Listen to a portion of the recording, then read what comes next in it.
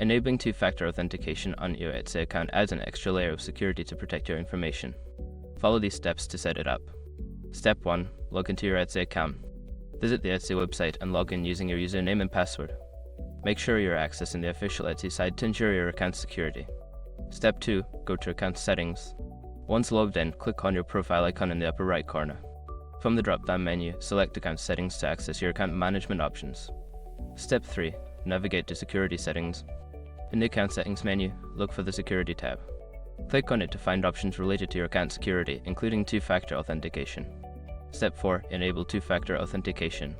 Within the Security Settings, locate the option for two-factor authentication. Click on it and follow the prompts to enable the feature.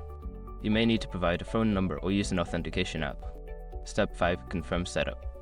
After enabling two-factor authentication, Etsy will typically send a verification code to your phone or authentication app. Enter this code to confirm the setup and complete the process. By following these steps, you can enhance the security of your Etsy account with two-factor authentication. Remember to keep your authentication method secure and updated if you change your phone number or device.